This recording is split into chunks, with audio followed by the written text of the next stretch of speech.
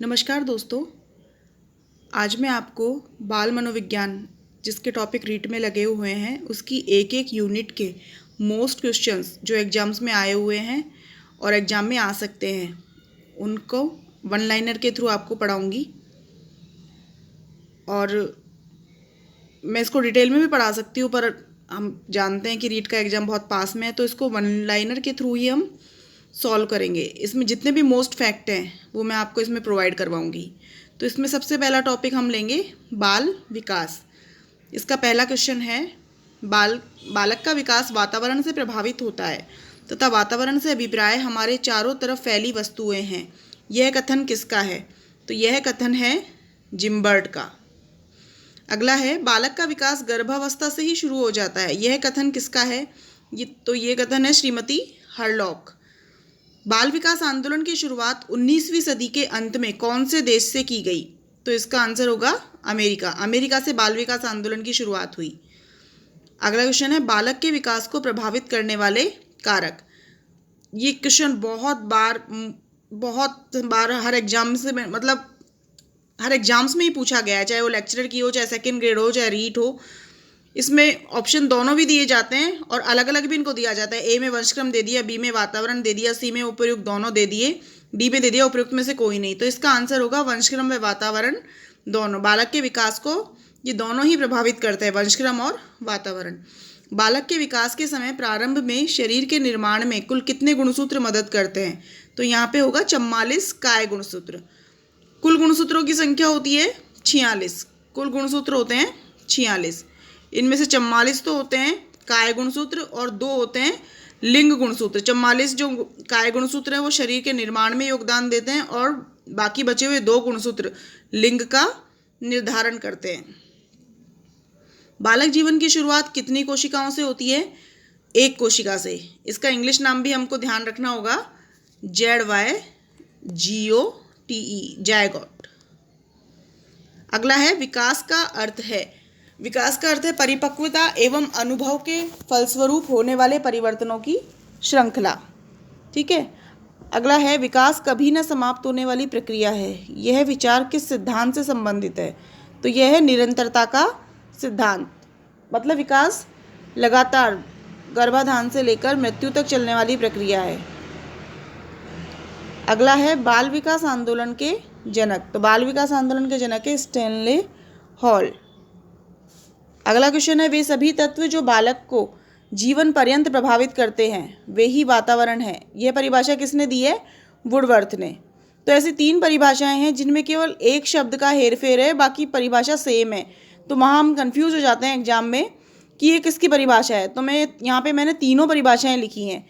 तो जो तत्व है, वे सभी तत्व जो बालक को जीवन पर्यंत प्रभावित करते हैं वे ही वातावरण है। तो तत्व किसने कहा है? वुडवर्थ ने। अगली है, वे सभी वस्तुएं जो हमारे चारों तरफ फैली है एवं जन्म से मृत्यु पर्यंत प्रभावित करती है वो वातावरण है। ये किसने दिए? जिम्बर्ट ने। ये किसने दिए? ऐसी एक और परिभाषा है, हमारे चारों तरफ की वह शक्ति जो हमें जन्म से ही प्रभावित करने लगती है वे वातावरण है। ये परिभाषा किसने दी है? रॉस ने। तो हमको ध्यान रखना है, तत्व शब्द दिया है वुडवर्थ ने। वातावरण की परिभाषा में तत्व शब्द वुडवर्थ ने दिया है। वस्तुएं शब्द दिया है जिम्बर्ट ने। और शक्ति किसने दिया है? रॉस ने। तो तत्व है वुडवर्थ का, वस्तुएं हैं जिम्बर्ट की और शक्ति किसमें है? रॉस में। अगला है, कोशिकीय गुणात्मक वृद्धि ही अभिवृद्धि है। यह परिभाषा किसकी है? फ्रैंक की। बाल मनोविज्ञान का जनक पेस्टोलॉजी। ये भी इम्पोर्टेंट है कि मनोविज्ञान के बहुत सारे क्षेत्र हैं, उनमें से बाल मनोविज्ञान है, उसका जनक है पेस्टोलॉजी। अगला है, विकास वंशक्रम व वातावरण का गुणनफल है। ये परिभाषा किसने दी है? वुडवर्थ ने। अगला क्वेश्चन है, लिंग निर्धारक गुणसूत्र कितने होते हैं? 2 होते हैं। इनमें से जो एक्स गुणसूत्र होता है वो लंबा होता है, जबकि वाई गुणसूत्र बौना और गोल होता है। अगला क्वेश्चन है, नानी के गुण नातिन में तथा दादा के पोते में आ जाते हैं। यह कथन प्रमाणित करने वाला सिद्धांत है। यह सिद्धांत है मौलिक गुणों का सिद्धांत। एक पीढ़ी से दूसरी पीढ़ी में जो गुणों का हस्तांतरण होता है वो मौलिक गुणों का सिद्धांत कहलाता है। अगला हमारा है विकास के सिद्धांत। इनमें से एग्जाम में जब क्वेश्चन आते हैं तो 3 तो इन सिद्धांतों में से दे देता है और एक अलग ही कोई सिद्धांत दे देता है हमको, और उसका अलग देखना होता है कि अलग क्या है। तो इसमें देखेंगे विकास के सिद्धांत। विकास के सिद्धांत में पहला है निरंतरता का सिद्धांत, बी है निश्चित क्रम का सिद्धांत, सी है चक्राकार विकास का सिद्धांत, डी है सहसंबद्धता का सिद्धांत, ई है दिशा का सिद्धांत, एफ है एकीकरण का सिद्धांत, जी है समान प्रतिमान का सिद्धांत, एच है विभिन्नता का सिद्धांत, आई है सामान्य से विशिष्ट क्रियाओं का सिद्धांत। तो पहला हम देखेंगे निरंतरता का सिद्धांत।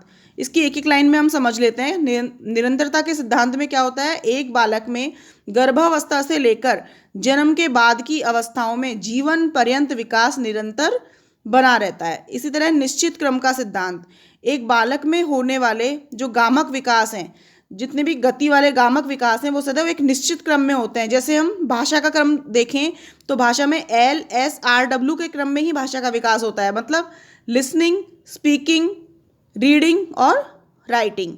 तीसरा है चक्राकार विकास का सिद्धांत।